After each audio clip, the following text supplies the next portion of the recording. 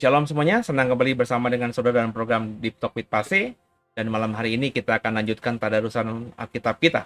Dan sebelum kita mulai, saya mengajak kita seperti biasa untuk memulai dengan doa. Tundukkan kepala kita doa. Mengucap syukur Tuhan buat malam hari ini. Kami boleh lanjutkan tadarusan Alkitab kami. Dan kami siap diberkati. Bicara kepada kami, jangan satupun kami yang kau lalui. Haleluya. Amin. Saudara, hari ini kita akan melanjutkan tadarusan kitab Mika ya, pasal yang ketiga. Jadi saya mengajak semua untuk mempersiapkan Alkitab kita masing-masing. Mika pasal 3. Yuk kita siapkan. Allah mengerti, Allah peduli segala persoalan yang kita hadapi. Tak akan pernah dibiarkannya ku bergumul sendiri, sebab Allah mengerti.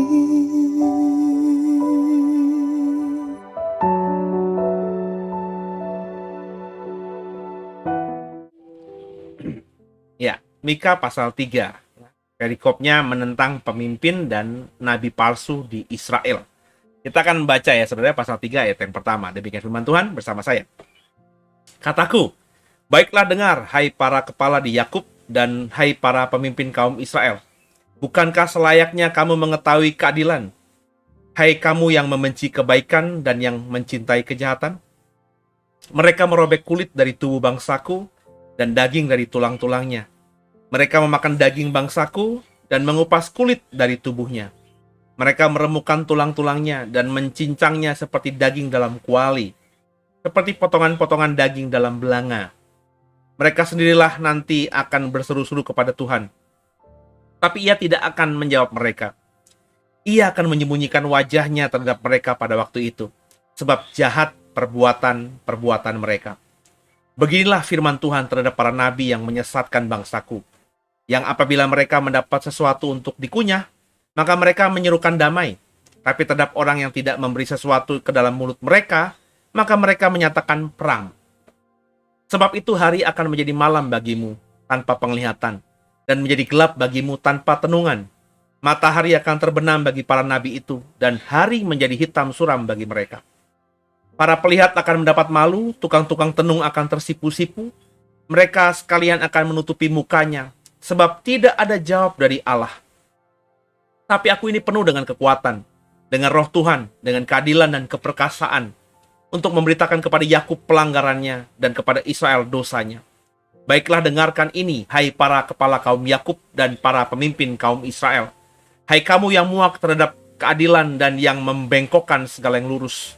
Hai kamu yang mendirikan Sion dengan darah dan Yerusalem dengan kelaliman.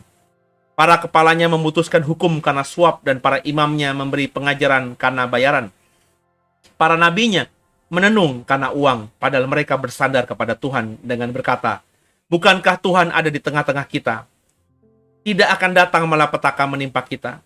Sebab itu, oleh karena kamu, maka Sion akan dibajak seperti ladang, dan Yerusalem akan menjadi timbunan puing, dan gunung bait suci akan menjadi bukit yang berhutan. Pasal 3 ini hanya 12 ayat, saudara. Sangat pendek sekali. Dan saya coba membagikan apa yang saya dapatkan ketika saya membaca ini. Saya belum membacanya sebelumnya, saya hanya membaca barusan ini bersama dengan saudara. Ya, ini memang program Deep Talk with Pase saya kondisikan seperti ini. Karena goalnya supaya saudara yang merasa saya tidak punya pengetahuan Alkitab yang dalam, saya tidak tahu teologi, saya ini orang awam, juga termotivasi untuk membaca Alkitab. Sebab saya tidak punya persiapan yang dalam untuk hal ini, bahkan saya tidak mempersiapkan apa-apa. Tapi ketika saya memulai tadi dengan doa, saya percaya Roh Kudus akan memberikan pencerahan, iluminasi, ya, sehingga ayat-ayat yang saya baca ini saya dapat pahami lebih jelas daripada sekedar yang saya baca. Kalau saya bisa, mestinya saudara juga bisa, ya. Jadi, ayo kita mulai membaca Alkitab dengan sungguh. Nah, ayat-ayat yang kita baca di pasal 3 ini adalah ayat-ayat yang bicara soal banyaknya nabi palsu di hari-hari itu. Jadi, nabi palsu itu adalah nabi bayaran. Hamba Tuhan bayaran. Dalam kalimat-kalimat yang tadi saya sempat baca buat saudara, ada kalimat begini nih. Ya, perhatikan nih. Menarik sekali ayat 5 ini. Beginilah firman Tuhan kepada para nabi yang menyesatkan bangsaku, yang apabila mereka mendapat sesuatu untuk dikunyah, maka mereka menyerukan damai. Tapi kepada orang yang tidak memberi sesuatu ke dalam mulut mereka, maka mereka menyatakan perang. Nabi palsu itu begitu ciri khasnya.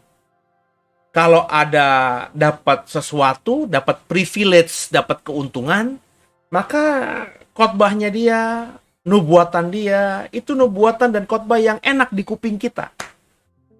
Tapi ketika mereka tidak mendapatkan sesuatu dari kita, kita tidak memberikan sesuatu kepada mereka, maka mereka bisa berkhotbah dan menubuatkan sesuatu yang tidak baik untuk kita. Jadi mereka berkhotbah dan mereka bernubuat sesuai dengan apa yang mereka dapatkan dari kita. Dan ini mengerikan. Dan meskipun agak aneh di telinga kita, tapi banyak terjadi hari-hari ini. Banyak, saudara. Berapa banyak orang-orang yang ngaku pendeta ketika dapat berkat dari seseorang yang kaya, kemudian dalam pelayanan berikutnya terhadap orang kaya ini selalu memberitakan hal-hal yang baik saja, nggak berani menelanjangi. Bahkan ketika dia tahu bahwa kekayaan si orang kaya ini didapatkannya dari sesuatu yang haram, dia tidak berani untuk menegurnya. Ya tadi, karena dia dapat keuntungan. Dia mendapatkan sesuatu yang dia bisa kunyah di mulutnya. Bahasa Mika ini bahasa yang boleh dibilang halus, tapi bagi saya kasar, saudara. Sarkas banget ini.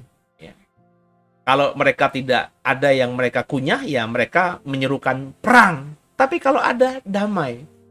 Kalau saya jadi pendeta model gini, kalau saudara memberkati saya, maka saya akan mengkhotbahkan hal-hal yang enak di kuping saudara. Tapi ketika saya merasa saudara tidak memberikan sesuatu yang baik buat saya tidak dapat keuntungan dari saudara, maka saya akan memberitakan firman Tuhan yang mengerikan-mengerikan kepada saudara. Ciri khas nabi palsu, hamba Tuhan bayaran, itu model begini. Mereka hanya melayani sesuai dengan apa yang mereka dapatkan. Seperti Bileam, saudara. Bileam sebenarnya nabi Tuhan. Dia tidak dikatakan nabi palsu. Dia bisa bernubuat. Dia mendapatkan penglihatan dari Tuhan. Tapi sesuatu kelebihannya itu akhirnya dia pakai untuk mendatangkan keuntungan bagi dirinya. Sehingga ketika ada Ahab membayar dia untuk mengutuki Israel, maka dilakukannya itu. Ya. Ketika Tuhan akhirnya melarang dia, ya dia lakukan itu. Jadi dia melakukan sesuatu ya dari apa yang menguntungkan dirinya. Ketika ada tawaran uang, dia siap mengutuki bangsa Yehuda, bangsa Israel. Ya, tapi ketika Tuhan melarang, dia tahu ini Tuhan gitu ya, maka dia tidak berani ya menentang Tuhan dan dia lakukan. Dia melakukan firman Tuhan ya karena dia tahu itu baik buat dirinya dia. Jadi melakukan firman Tuhan bukan dari sesuatu yang dia anggap kebenaran, tapi ini sesuatu yang baik buat dia. Jadi kalau firman Tuhannya tidak baik untuk dia, ya tidak dipercayainya. Dan ini kan hari-hari ini banyak sekali saudara-saudara yang ya karena emang seperti itu orangnya, nggak mau baca Alkitab, ya maunya hanya baca ayat-ayat yang enak di kuping, mendengarkan khotbah dari pendeta-pendeta yang enak di kuping, ya. Tapi saudara merasa bahwa yang kau dapatkan itu adalah sesuatu yang benar, padahal kau sedang dihisap oleh yang namanya pengajaran nabi-nabi palsu. Dan hari-hari ini akan semakin banyak, semakin masif, seperti Mika menubuatkan bahwa nanti akan dihukum Tuhan orang-orang seperti itu. Tuhan nggak akan bicara, Tuhan akan nggak mau dengar lagi. Ya. Hingga akhirnya tadi ya, malam akan menjadi malam ya, tanpa penglihatan, gelap akan kau alami tanpa tenungan. Matahari akan terbenam bagi para nabi itu. Hari menjadi hitam suram bagi mereka. Orang yang namanya nabi palsu nanti, seperti konsisten Mika 1:2 berkata, orang yang jahat akan terima penghukuman Tuhan. Hari ini yang namanya nabi palsu mungkin bisa menipu saudara, saudara masih menganggapnya hamba Tuhan. Nabi palsu hari ini mungkin tidak menyadari dia sedang menyesatkan banyak orang dan dia tidak mau bertobat karena hidupnya lagi mewah. Dicari orang, didengar orang, diberkati orang, dia sedang ada dalam kemewahan duniawi. Tapi nanti ada waktunya Tuhan. Mereka tidak akan didengar lagi oleh orang karena orang banyak dipertobatkan oleh Tuhan. Dan nabi-nabi ini tidak akan mengalami terang karena sudah dalam penghukuman yang gelap dari Tuhan. Dan saya jujur saja, saya paling takut karena saya tahu bahwa saya berpotensi menjadi salah satu dari yang disebut dengan guru palsu atau nabi palsu. Kenapa? Karena saya melayani di bidang itu. Ya. Maka kalau saya khotbah, saya benar-benar bergumul. Khotbah saya ini khotbah yang hanya benar-benar subjektif saja, main perasaan saja, atau benar-benar berdasarkan landasan Alkitabiah. Saya takut gitu, saudara. Saya mengajarkan sesuatu yang didengarkan orang, dikagumi orang, tapi ajaran saya ini ajaran yang tidak tepat. Waduh, saudara. Sebab kalau saya terus melakukan hal ini dengan secara sadar nantinya, maka ada waktunya nanti Tuhan akan jangankan melihat saya, ya, mau ngelirik saya saja dia sudah tidak mau, sudah jijik. Dan saya kan goalnya tidak seperti itu. Goalnya saya sudah berkata berkali-kali, saya hidup cukup sajalah di dunia ini. Ya, nggak usah yang kayak gimana-gimana gitu. Karena di dunia ini hanya temporary. Saya musafir di dunia ini. Yang penting makan, minum, pakai, tercukupi, puji Tuhan. Dan Tuhan pasti janjikan itu kepada saya.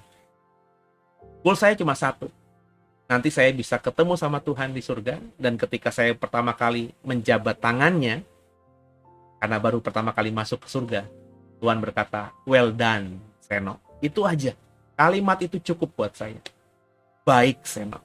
Keren, Seno. Mantep banget, Seno. Nah, untuk itu saya harus menyiapkan diri saya supaya saya memang benar-benar pas mendapatkan ucapan itu dari Tuhan. Dengan cara apa? Ya, saya tidak jadi nabi palsu. Saya tidak mengajarkan hal-hal yang hiperbola, hal-hal yang tidak benar. Saya berusaha untuk mengajarkan sesuatu yang presisi, sesuatu yang benar, sesuai dengan kebenaran firman Tuhan. Jadi yang saya mau katakan kepada saudara, ada waktunya nanti saudara, nabi-nabi palsu ini akan dihukum. Dan menariknya di sini yang saya dapatkan, ada pencerahan yang saya dapatkan hari ini, saya mau bagikan kepada saudara. Kalau saudara terus mengikuti nabi palsu ini, saudara tidak mau belajar sendiri, saudara tidak mau menilai sendiri, saudara tidak mau menguji pengajaran orang-orang yang kau dengarkan itu, ketika waktunya nanti mereka yang disebut nabi palsu itu akan dihukum Tuhan, kegelapan yang menyelimuti mereka, kau pun yang dengan sadar mau mendengarkan mereka, mengikuti mereka. Kau dengan sadar mau dibodohi sama mereka. Kau dengan sadar mau disesatkan sama mereka. Kau juga akan mengalami kegelapan dunia.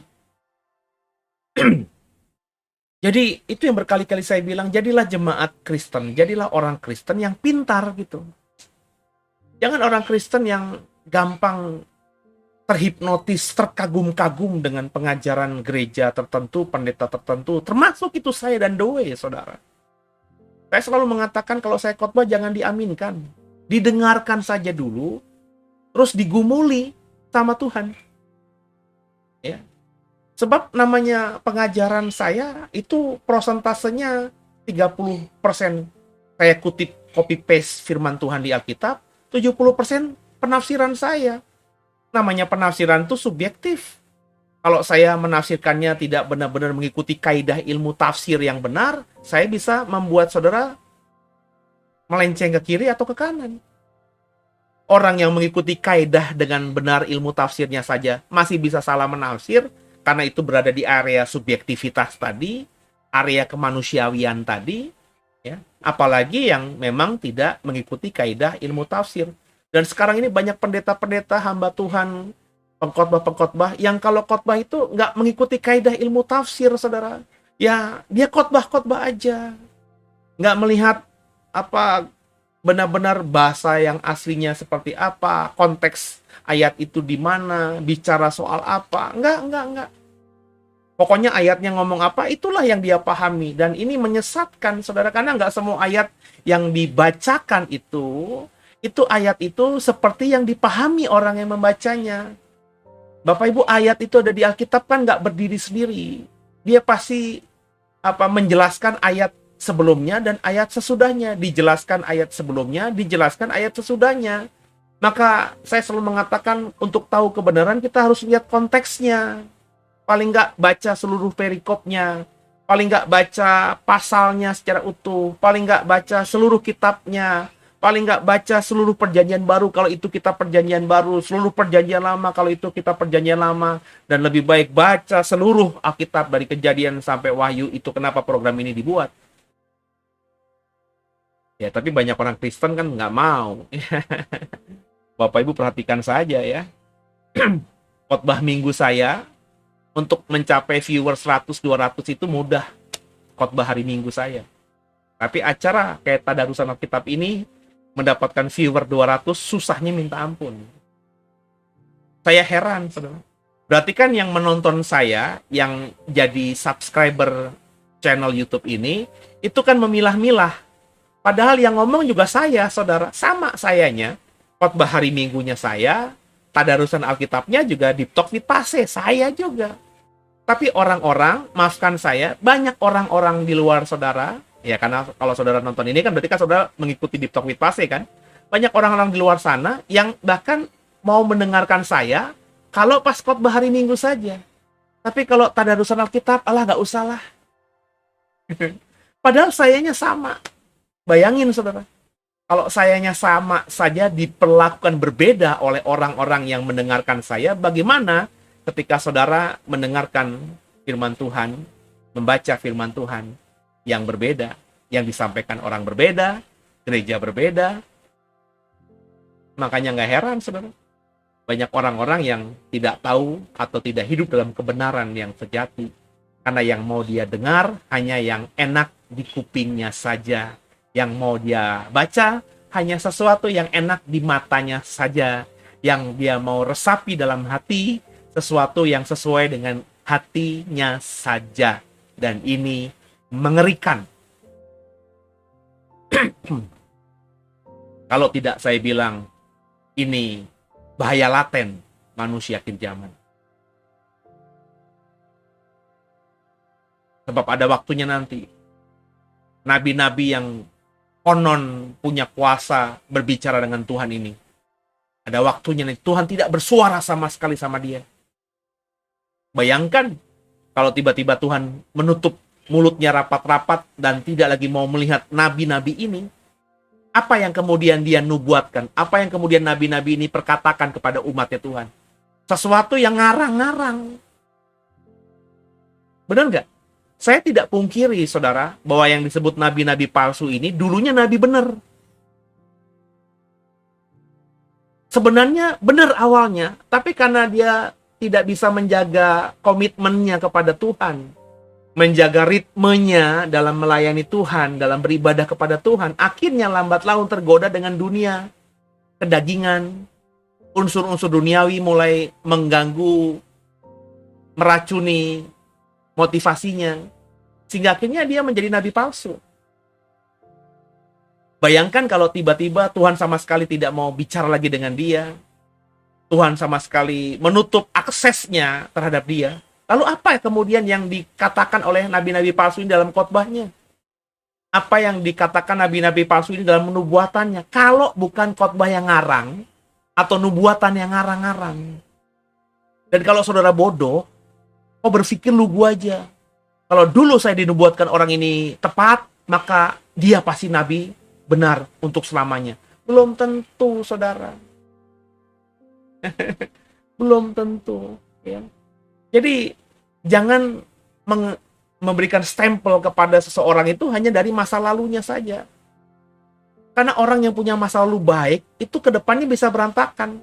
Orang yang punya masa lalu jahat di belakang ke depan bisa baik loh, saudara. Orang itu bisa berubah. Kata Salomo, di bawah kolong langit ini tidak ada yang abadi, semuanya bisa berubah. Bener ya? Salomo loh yang ngomong loh. Ya. Berapa banyak dulu, saya masih ingat banget di zamannya Presiden SBY, ada banyak tokoh yang saya kagumi. Sebagai politikus saya kagumi, sebagai seorang aktivis saya kagumi, sebagai seorang yang sering memperbincangkan topik-topik politik di TV-TV saya kagumi. Tapi ketika jadi anggota sebuah partai, kemudian partai itu menjadi partai penguasa, dan karena dia memang sangat dikenal banyak orang, diangkat presiden jadi menteri, akhirnya korupsi. Bayangin, saudara. Akhirnya korupsi. Ya. Masuk penjara karena terbukti. Dan kalau bagi saya, mereka masuk penjara itu ya jelas-jelas karena kesalahan mereka. Karena ketika pengadilan memutuskan, ketika hakim memutuskan mereka korupsi, itu hakim itu berada dalam rejim pemerintahan di mana orang ini menjadi bagian dari rejim itu.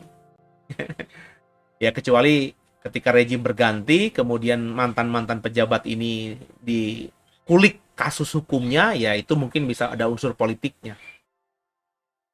Nah, ini menarik. Nah, sekarang ini orang-orang dari pemerintahan yang masa lalu yang sudah keluar dari penjara karena sudah menyelesaikan masa hukuman korupsinya itu mulai mencitrakan dirinya bahwa dia disolimi, ya. Ini karena ya dalam politik saya nggak bisa berbuat apa-apa, saya hanya mengikuti kekuasaan saja. Orang ini bisa cuci tangan. Ada di podcast-podcast mereka nangis-nangis lah segala macem lah. Pertanyaan saya, apakah omongan dia bisa kita percayai? Nah, saudara jadi orang yang sangat bodoh, maafkan saya, kalau saudara mempercayai 100% apa yang ditampilkan orang-orang ini setelah keluar dari penjara. Ini orang-orang cuci tangan semuanya, saudara. Saya tidak percaya mereka ketika melakukan itu mereka dalam tekanan. Ya. Sebab kalau mereka punya idealisme, mereka punya harga diri, mereka tidak mungkin mau melakukan sesuatu yang mereka nilai salah, yakni korupsi itu. Tapi faktanya mereka lakukan. Artinya ketika mereka melakukan itu, mereka juga berusaha untuk mencari atau berniat mendapatkan keuntungan untuk dirinya sendiri. Ketika ketangkap, ketika akhirnya sudah di penjara, sudah keluar, dia berkoar-koar, iya saya dulu terperangkap, ada lingkaran setan dalam politik yang tidak bisa saya lepaskan, saya akhirnya terhisap oleh mereka, saya hanya pion saja sebenarnya, saya hanya melakukan perintah, tapi mereka tidak mau membongkar siapa yang memerintahkan dia. Itu kan seperti orang cuci tangan aja. Dan orang-orang seperti ini mas saya cuma cengar-cengir aja. Ini orang-orang ini muncul di TV, kalau saya ya, terus nanti mau jadi pejabat lagi, saya nggak mungkin bisa percaya mereka. Nggak mungkin bisa percaya. Orang kemarin aja sudah dikasih kepercayaan mereka dengan secara sah, terbukti hukum. Mereka mengabaikannya. Jadi kalau baru lewat setahun, 2 tahun, 5 tahun, 10 tahun, masakan orang bisa berubah karakternya semudah itu? Mungkin nanti kalau mereka sudah putih rambut gitu ya, sudah usia 60, 70 tahun, terus mereka tiba-tiba mau running jadi presiden. Mereka sudah mengalami dari keluar penjara sampai mau jadi pejabat lagi durasi 20 tahun. Mungkin dalam 20 tahun itu ada sesuatu yang merubah mereka, bisa saja. Tapi kalau baru beberapa saat keluar penjara terus kok anggap mereka sudah berubah, itu sesuatu yang konyol. Seperti layaknya saya pernah berkoar-koar dulu, ya. Ada preman yang ditakuti di Jakarta masuk Nusa Kambangan, terus ada pendeta yang menginterview, terus ada seorang pembawa acara yang menginterview juga, terus mendapatkan dikesankanlah orang ini sudah bertobat, ketika akhirnya lepas banyak diundang gereja untuk bersaksi, ternyata masuk lagi penjara karena menjadi dalang kalau tidak menjadi orang yang benar-benar membuat orang terbunuh. Jadi nggak bisa gitu karakter itu dirubah semudah membalikan telapak tangan. Karakter itu nggak bisa berubah hanya gara-gara saudara terima Tuhan Yesus dan dibaptis. Ada proses panjang, ya, di mana kita berusaha ketika sudah bertobat mematikan daging, kemudian mau mendengarkan Tuhan. Itu proses pembentukan diri yang baru, menciptakan karakter yang baru itu proses waktu yang sangat panjang, tidak semudah membalikan telapak tangan. Jadi yang saya mau katakan saudara, bahwa hari-hari ini akan banyak nabi-nabi palsu, di akhir zaman akan banyak nabi-nabi palsu, dan saya berharap saudara tidak disesatkan oleh mereka nantinya. Ya. Maka kalau ada nabi palsu, suarakan. Terlebih kalau kita yakin bahwa mereka memang sudah bernubuat salah, melayani dengan motivasi yang salah, suarakan. Ya. Saya kalau benar-benar tahu ada hamba-hamba Tuhan tertentu dengan mata telanjang saya, mereka salah, saya akan suarakan. Problemnya saya tidak punya akses langsung. Saya hanya dapat rumor, cerita-cerita, makanya saya selalu berkata, saya tidak sebut nama ya. Karena saya tidak berani menyatakan bahwa yang saya katakan itu benar. Sebab saya hanya dapat informasi dari orang-orang yang meskipun mereka saya percayai. Tapi kalau saya lihat langsung, ngapain? Seperti sudah dibuktikan di YouTube banyak, ada pendeta di Afrika ngebangkitin orang mati ya. Tapi orang mati ini ternyata di tempat lain pendeta ini juga bangkitkan orang mati, tapi orang mati ini ya orang yang sama. Jadi ini adalah aktor yang dibayar gitu. Di negeri A, di kota A, dia pernah mati dan dibangkitkan. Terus di negara yang lain, di kota yang lain, orang ini juga menjadi orang yang beraktor, mati, terus dibangkitkan. Di YouTube ada. Dan kalau begini saya berkata, ini pendeta palsu. Ya, karena memang ketika saya pelajari juga hidupnya berkelimpangan harta. Bayangkan Afrika itu masih miskin, tapi ada pendeta di tengah negaranya dan rakyatnya dan jemaatnya yang miskin, menggunakan Rolls Royce, punya pesawat jet pribadi 2. Ini jelas seorang yang tidak punya empati.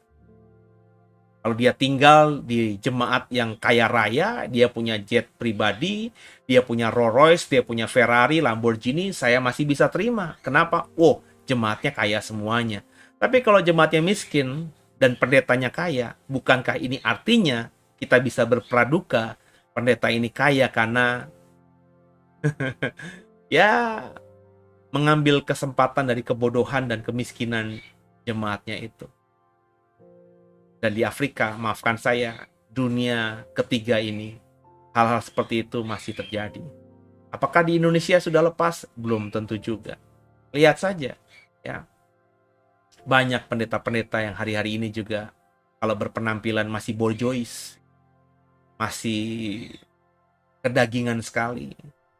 Kalau foto ya mempertontonkan tas-tas bermereknya. Saya tidak anti kalau memang dia mampu. Tapi apakah bijaksana seorang yang hidupnya full melayani Tuhan terus berpenampilan pakaian-pakaian yang mewah-mewah dan mahal-mahal itu? Bagi saya tidak. Ya, kurang bijaksana. Jadi yuk sama-sama kita belajar dan kita tidak disesatkan oleh orang-orang yang disebut nabi palsu itu. Semoga saudara mendapat pembelajaran yang berharga di malam hari ini. Memang hanya beberapa belas ayat saja, jadi kita sudahi pada malam hari ini. Semoga semua benar-benar mengalami jamahan Tuhan. Nabi palsu itu real, dan Tuhan nanti akan menghukum semua nabi palsu. Dan kalau kita mau atau suka nabi palsu, hukuman juga akan menimpa kita. So, hati-hati.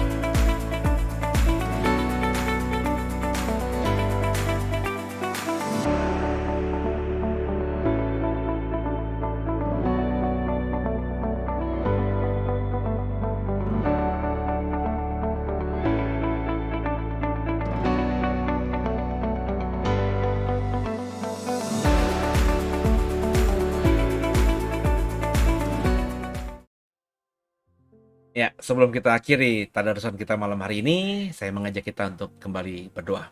Kasih Tuhan, buat malam hari ini kami belajar diingatkan kembali bahwa nabi palsu itu ada, nabi palsu itu akan dihukum Tuhan. Ada waktunya nanti mereka benar-benar akan mengalami yang disebut dengan kegelapan. Dan tolong kami Roh Kudus tidak terhisap lewat pengajaran nabi palsu dan terlebih tidak menjadi nabi palsu ke depannya.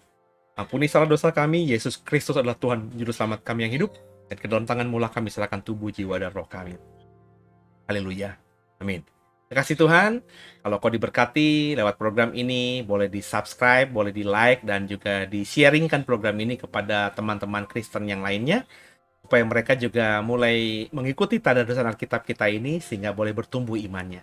Dan di atas segalanya saya mohon dukungan doa saudara lewat program ini atau program The Way lainnya, atau saya secara pribadi, selipkan beberapa detik, 1 dan 2 detik dalam doa saudara, supaya saya tetap amanah, saya tetap melayani Tuhan dengan ya konsisten, dengan motivasi yang tulus. The Way juga saya bisa arahkan, karena saya gembalanya, bisa arahkan pelayanannya terus menjadi pelayanan yang konsisten, hanya berusaha menyenangkan Tuhan, sehingga akhirnya ya apa yang kita kerjakan bersama-sama, saudara yang mendukung dalam doa, kami yang melakukannya dengan apa namanya, lebih kepada fisik gitu ya, lebih kepada kegiatannya, itu yang kami lakukan semuanya, kita lakukan semuanya baik di mata Tuhan, sehingga kita saling bekerja sama.